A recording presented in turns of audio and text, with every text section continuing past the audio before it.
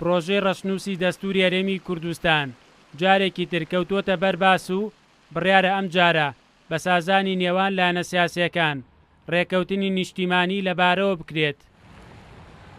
دەستور بەدایکی یاساکان دایانرێ و ئایندەی مەودایەکی دووری سیاسی هەرێمی کوردستانیش داڕێژێ، بۆیە زۆر گرنگە سازانی نیشتیمانی لەسەر بێ و کۆدەنگێکی تەواوی لەسەر بێ بۆ مشتومڕ چەند هەڵبگرێ و ماوە چەند بخایەنێ گرنگ کۆتاییەکەیەتی کە بە سازانی نیشتیمانی بێ.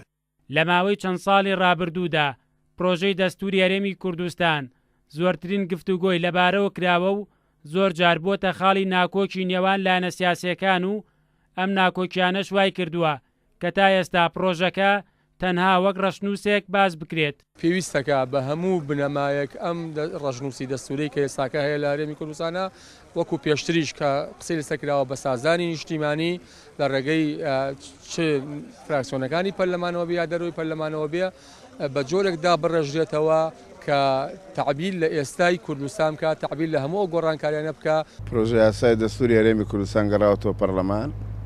ئێمەی پەرلەمانتار لە سەرجەم فراکسیۆنە جیاوازەکان کار بەوە دەکەین ئەم دەستورە بە شێوەیەک بێت کە سیستەمی پەرلەمانی بێت لە هەرێمی کوردستان بۆ ئەوەی سیستەمی پەرلەمانی هەبێت لە هەرێمی کوردستان بۆ ئەوەی داهاتووی دیموکراتیەت پارێزراو بێ ئەبێ ئەم پرۆژە دەستورە هەموار بکەینەوە بە شێوەیە کە بگونجێ لەگەڵ داهاتووی دیموکراتیەت لە هەرێمی کوردستانە.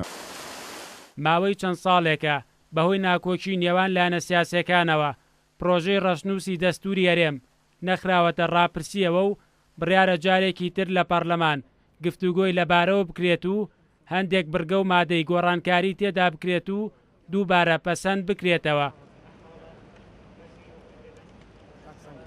دنیای خەلەلی تایە، دنیای کەم و کورتی تایە. من هیوادارم بتوانین هەمومان پێکەوە دەستورێک پێشکەشی نەوەکانی داهاتوو بکەین بۆ 100 ساڵی داهاتوو.